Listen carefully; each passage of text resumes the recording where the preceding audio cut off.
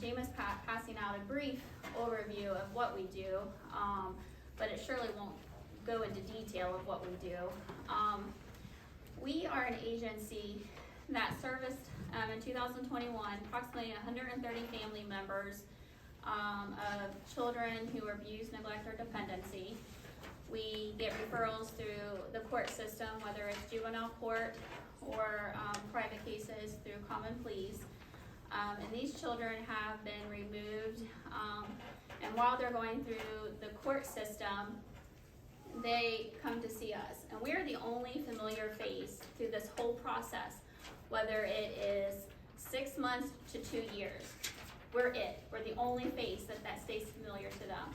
So if you can imagine being tiny and being removed from your families, you go, the strange person takes you, and that's usually like an intake caseworker. Then they get passed on to an ongoing caseworker. Then they get put into a foster home, more strange people. And then they may go to another foster home if they don't match up, because sometimes they're removed at nighttime, so they get put into wherever placement at that point in time that they can see. You know what I mean? So they may not be their match for them. So we become that little bit of piece of a safe haven for them. So they get to know us for this 2-year period or longer or shorter, it doesn't matter, but we're the ones that they constantly see. We become their security. So the Visitation Center is designed to protect the children, and we have domestic violence cases. It's designed to keep everyone apart, so the one that's been victimized doesn't see their accuser. They can't come in contact with each other. We do documentation, non-biased documentation of everything that occurs in that room. That the court cases aren't allowed to be discussed to the children. It's kept light. It's kept just strictly on helping the parent to become a parent, because we teach parenting skills. So we help that parent become a parent or a better parent, or help with whatever the needs may be. And a lot of times you don't think about the emotional harm or the mental harm that's done to a child. There's a lot that's done, and we help stop that as well. We want that parent to be there only to visit with the child and not cause any more further harm to them. And yes, I oversee the Visitation Center, but any money that I am out trying to beg for or collect to keep that visitation running does not go toward me. It goes direct services for our staff that does the monitoring, scheduling, doing all that, goes directly to them to keep that center open. I do not receive any kind of money at all. Mine goes with the experience that I've had for over 20-some years running visitation centers. It goes to my passion and drive to keep these children protected and safe. I want people to understand how important this visitation center is, because my ultimate goal would be to have a child advocacy center. So when a child is removed in the middle of the night, that we have a place that they can come to for the night. They're safe, and they see our faces then constantly anyways, to establish what foster home they should go to. But we have to have someone in the community to take stock, and that this visitation center is so important that we can build on it. Right now we're just trying to stay above water. We kind of are in the middle of, we don't fit in any grants, because we see the victim and the person that harmed them. So we don't fall under like the VAWA grant, we don't fall under, which is a victim of crime. We don't fall under anything. We're kind of the underdogs, but someone needs to keep these kids safe, and I'll do what I can to help protect that. My passion is very strong about this, and I can continue to tell you guys so much about the importance of the Visitation Center and everything that we do to protect these kids, but what I thought would be best is I reached out to a child that she was 12 years old when she came to Stepping Stones when we had it years ago, and I said, will you write just a brief statement of what the Visitation Center meant to you when you came? She's 29 years old now. She was 12 when she came to us, and she did.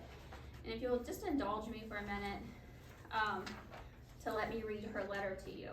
And keep in mind, this was her, so everything's not perfect. So let me just read her words to you guys. Wendy reached out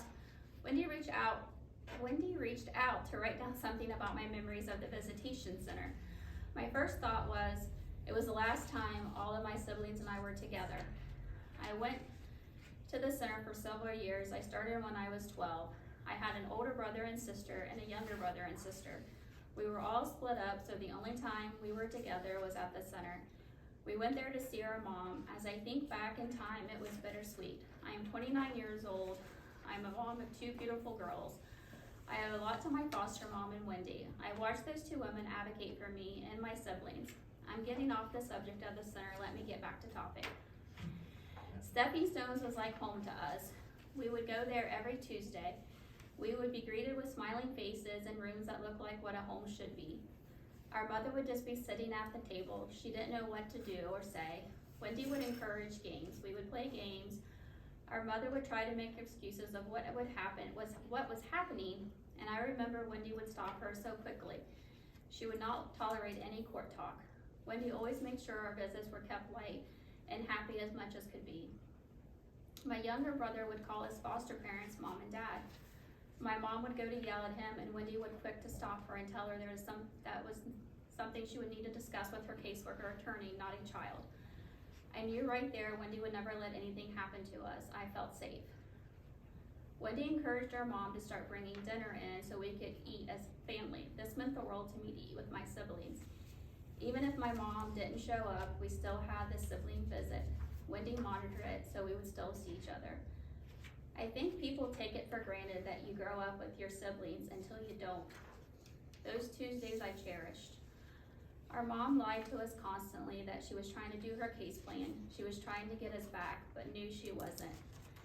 We knew the time was coming, that our time together was coming to an end, when Wendy made sure we all had pictures.